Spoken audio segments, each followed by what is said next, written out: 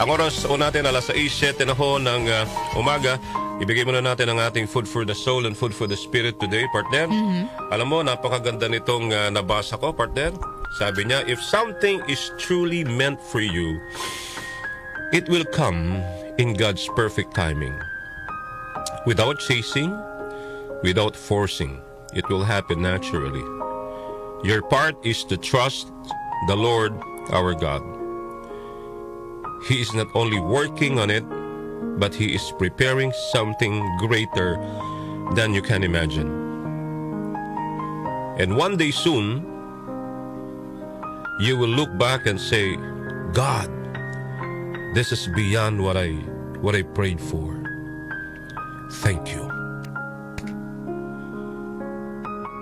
Mga kaibigan, napakaganda po.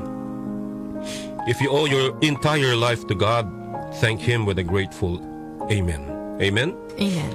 Nasa Proverbs po yan, mga kaibigan, na if something is truly meant for you, it will come in God's perfect timing. Without chasing, without forcing, it will happen naturally. Kaya nga sabi rin ho nila, trust the Lord. Sinabi ko na yung kahapon, trust in the Lord with all our hearts and lean not on our own understanding. In all our ways, submit to Him, and He will make our path straight. Proverbs pa rin po yan. Yun yung binabasa ko kanina, partner. Oh, diba? Magtiwala ho tayo, trust the Lord. Hindi niya tayo pababayaan. Kahit anong hirap, anong matinding pagsubok sa buhay po natin, mga kaibigan. Kahit sobrang bigat na po ng ating dalahin sa buhay, kung tayo lamang ho ay lalapit sa Kanya, hindi niya ho tayo hahayaan. Parang yung isang tao, partner, isang lalaki, na simula noong pinanganak hanggang tumanda, ay hindi naniniwala sa Diyos. Minsan na mabanggit niya ang pangalang Diyos, ang salitang Diyos, ay hindi sa buhay niya, hindi nagsisimba. Wala talaga, partner. Isang araw ho, mga kaibigan, siya po ay naglalakad sa dilim, sa pilapil. Tama ba yun? Okay, pilapil. Hindi niya alam na may malaki palang butas po doon. Sa paglalakad niya sa dilim, nahulog po siya. Sin malalim. Pagkahulog niya, meron siyang nakapitan. Hindi rin niya alam dahil madilim eh. Basta nakakapit siyang ganun. At nagsisisigaw siya dahil napakadilim. Hindi niya alam kung saan siya babagsak eh. Baka sa pagbagsak niya, mamatay siya. Diba? O may mangyari sa kanya. Sigaw na siya ng sigaw. Tulong! Tulong! Tulong! Tulong! Eka. Walang nakakarinig sa kanya, partner. Hanggang sa dumating sa punto po na sabi niya, Panginoon! Lord Jesus! Sabi niya, Diyos ko, tulungan niyo po ako. Tulungan niyo po ako, mahulog po ako dito. Sabi niya, wala akong nakikita. Sabi niya. So, tawag ulit siya. Lord, Panginoon, please, parang awa niyo na. For the first time sa buhay niya, binigkas niya ang salitang Panginoon. Binigkas niya ang pangalan ng Diyos, mga kaibigan. Sa dilim ng lugar na yon, nagsalita ang Diyos. Sabi niya, anak, naniniwala ka ba talaga sa akin? Sabi niya, opo, naniniwala po ako sa inyo. Naniniwala po ako sa inyo. Kayo po ang Diyos, Eka. Okay, kung naniniwala ka sa akin, sabi ho ng Diyos sa kanya, sige, bumitaw ka. Nung narinig niya yung salitang bumitaw ka, bibitaw ako, sabi niya. Nagkaroon pa rin siya ng partner, nagdalawang isip pa rin siya. Nag-doubt pa din. Nag-doubt pa rin siya. Tapos sabi niya, wala na bang ibang Diyos diyan? Wala na daw bang ibang Diyos? Para sagipin siya. Sabi niya, akala ko ba, sabi ng Panginoon sa kanya, naniniwala ka sa akin, may tiwala ka sa akin. Natatakot siyang bumitaw nga, partner. Hanggang hindi niya sinunod yung sinabi ng Panginoon Diyos sa kanya, na bumitaw.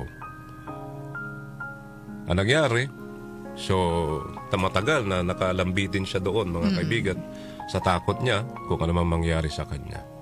Di ba? Habang gabi kasi, madaling araw na eh. Madaling araw. So, yan na. Lumiliwanag na kahit papano. Di ba? Nung pagliwanag na gano'n, unang kita niya, nung nakita niya kung saan siya nakalambitin, ano lang, partner, yung parang sanga lang. Na hindi niya alam kung saan galing yung sanga na yun. Oo. Parang sanga lang ng puno na nakaganon siya. Ito matindi. Nung lumiwanag na ng lumiwanag, so makikita niya na kung saan siya babagsak, partner. Alam mo kung gaano kababa yung yung babagsakan niya. Gayan lang. Gayan lang. Oo.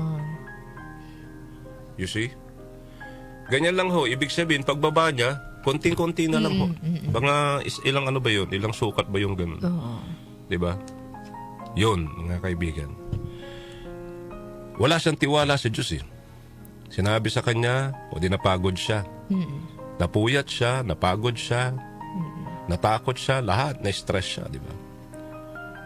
Ayaw niyang sinabi ng Panginoon, bumitaw ka, naniniwala ka sa Kanya. So, ganun din po tayo, mga kaibigan.